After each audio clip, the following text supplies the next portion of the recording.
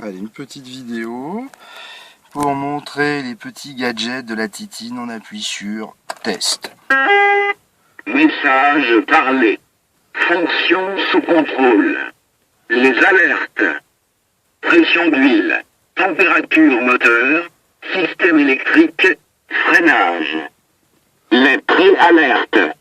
Liquide refroidissement. Carburant. Plaquettes frein. Les oublis. Frein de parking. Porte. Capot. Coffre. Lumière. Les défaillances. Éclairage. Feu de position. Stop arrière. Voilà.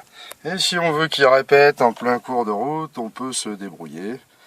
Et on est rassuré. Les fonctions sous contrôle ne présentent pas de En défaut. appuyant sur ce joli bouton. Voilà, le premier satellite de commande au volant de l'histoire de l'automobile, qui s'est généralisé après, n'est-ce pas?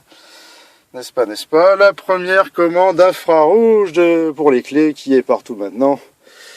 J'ai encore le clip, mais ça ne fonctionne plus. Pour info, le Renault Espace devant moi et celui de la voisine est à 450 000 km d'origine. Alors c'est quand même costaud Renault, évidemment, c'est pas génialement fini, comme vous pouvez le constater, la qualité des matériaux est pourrie.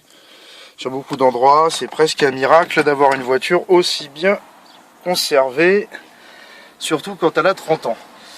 Une Renault de 11 de 30 ans, c'est une voiture rare dans cet état-là. Ça c'est le tuner radio de très très bonne qualité. Et les présélections, ce qui est bien, c'est que c'est à soi de se les créer. C'était le système RDS de l'époque où il fallait rentrer soi-même en mémoire toutes les fréquences d'une radio sur tout le pays. Et ensuite, il changeait automatiquement. Sauf qu'il fallait aller sur une carte de fréquences pour pouvoir les rentrer. Je vous laisse imaginer le bordel.